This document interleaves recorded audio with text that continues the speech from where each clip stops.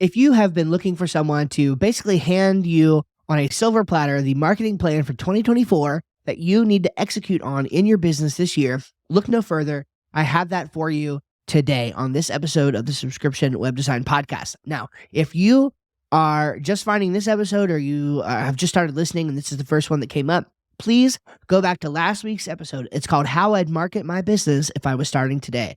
Go there because it's basically the part one to this episode where we talked about a little bit more of the philosophy side of things, of what you need to do from a philosophy standpoint to actually start marketing your business today and how I would do it myself and how we are going to be doing it in our business going forward, at least for this year, okay? Now, in this one, I want to get a little bit more specific on a very specific plan that you can take in order to market your business in 2024. And I think that if you're a web designer and you have an agency and you're executing on this plan, you can win if you do this and you put this information out there, okay? So without further ado, let's dive right into what you need to do to market your web design business. This is a plan that you can follow. Honestly, you could look no further than what I've given you in last week and this week's episode and just put the blinders on, okay? Laser focus forward. Stop reading other things. Stop listening to other things and just execute on what I'm telling you, and you can see success in getting new clients and lead generation built up for your business and build that runway so that you can finally fire your boss or fire clients that you don't like working with or stop doing that traditional pricing and build a business that supports your family and supports the lifestyle that you want to live in the business that you want to have. All right, here's step one. Ready? Start a YouTube channel. All right, start a YouTube channel. I talked about this last week, so I'm not going to belabor this very long here. The reality is that YouTube has tremendous potential. It is the only platform I'm aware of that will actually pay you for lead generation. In other words, you can create videos, you can generate leads with those videos, and YouTube eventually will pay you, depending on your subscriber count and all of that, for that. Now, it'll be a very little bit, but on other platforms, you have to pay for lead generation. YouTube pays you for lead generation. So it's pretty powerful, especially after you've been doing it for some time. A lot of people use YouTube as a business itself, okay? I recommend that you use YouTube as a way of interacting and educating with your audience and then eventually generating leads for your business and then monetizing on the business end. Don't worry about YouTube paying you, okay? And don't worry about creating necessarily courses and all of that stuff. Monetize with your service and use YouTube as a way to get and find new clients, all right? So number one, start a YouTube channel. Okay, number two is to build your email list with a masterclass, okay? Now, in the last episode, we talked about the idea of emailing your list daily or weekly, okay? We'll touch on that here again in just a minute, but ever so briefly. We're not really going to talk about that. We're going to talk about how do we get them on the email list and get them to become an engaged reader of your emails and then hopefully an early buyer. Now, not everybody's going to become a buyer. A very small percentage of those who join your email list are actually going to become a buyer, but it also does depend on how they join your email list as to sort of creating your own luck there. So what I recommend is that you're going to build your email list with a masterclass. Now, there are all kinds of lead magnets you can offer. You can offer scorecards, you can offer checklists, you can offer PDF ebooks, you can offer a email course, you can offer just lead magnet PDFs. There's lots of things that you can actually offer. And a masterclass or a webinar or a web class, depending on how you want to put it, is a great way to go ahead and get new business. Now, there is a difference, in my opinion, between a workshop where it's mostly education and a sales webinar where the idea is to get people to raise their hand to say, I have the problem that you apparently can fix, and that way you can connect with them on that basis, okay? It is the latter, which I am talking about, okay? I'm not talking about creating workshops. Workshops are not a bad thing, but they are an altogether different animal, and they're not intentionally designed with the structure for selling.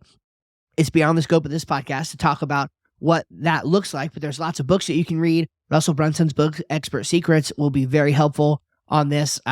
Jason Fladlin has a book on one-to-many selling that talks about this. I forget the name of it, but it's a really good one as well. Dan Kennedy has a book on crafting winning sales presentations with one-to-many selling. So these are all different books and resources that you can kind of look into. The idea is that you want to be able to, instead of doing all this one-on-one selling, you want to sell one-to-many. You want to try to get 5, 10, 15, 20 people on a webinar where you can explain the value of the benefits of what you offer to them, and then get them to raise their hand and say, yeah, I'd like to learn more. And then you have the one-on-one conversation with them where they're already primed. Okay. So again, lots of information you can look up there in terms of how to structure this webinar. But remember, you want to structure a sales presentation, a sales webinar, not necessarily an educational workshop. And this masterclass is going to help you build your email list, and it's going to get a certain percentage of those emails onto the webinar so that you can have them to, or you can educate them, and you can show them the value that you offer, and they'll raise their hand and say, yeah, I want to work with you. And then you can do the discovery call from there. So YouTube channel, someone finds your videos, decide they want to work with you. You promote the masterclass. They sign up for the next available masterclass. You should run these concurrently. You could do them every month. You could do them every quarter. If this becomes your main strategy, there's potential that you could even do them every week. Okay. So there's lots of power here and flexibility. All right. Step 2B is going to be to offer a bonus freebie. A bonus freebie. When you have somebody signing up for your masterclass, you may find that they sign up a week or two before the masterclass is actually going to be happening. The problem with that is that they don't get the instant, immediate gratification of that content, of solving their problem, and they may or may not end up actually showing on the webinar. Now, there's really powerful masterclass webinar software out there that will allow you to do just-in-time webinars, like a pre-recorded webinar that runs every 15 minutes or something like that. I'm going to recommend that you do your webinars live for quite some time before you end up actually diving into the automated webinar, for lots of reasons. But the biggest one being that you don't really know that you're good enough yet, right? It's going to take some time to actually go through this. So run it live for a year. You know what I mean? Like, get that thing really going, get it to where it consistently converts and brings in new business. And then you can consider making it automated. That's what I would recommend. But if you offer a bonus freebie in the process, a checklist that can help them get a quick result, or an ebook, or a short email course, or something like that will help them get a quick result, then that will just sort of help satiate them and hold them over until you actually get onto the masterclass. All right, step 3 is to email them to get them excited, right? This also goes to helping ramp people up and getting them excited to be on the webinar. One of the biggest problems when you're doing marketing like this is that people drop off before they ever actually show up. So you need to email them in between there. And by the way, these are not canned, but they are, basically standardized emails. Okay. You need to put them into your CRM.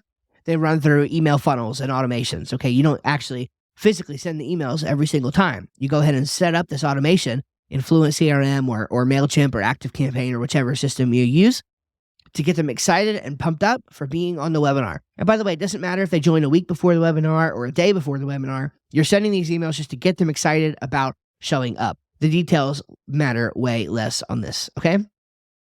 So let's recap. You're starting a YouTube channel. You're going to build your email list by offering a masterclass. You're going to send them a bonus freebie, okay, in order to get into the masterclass. And then you're going to email them to get them excited.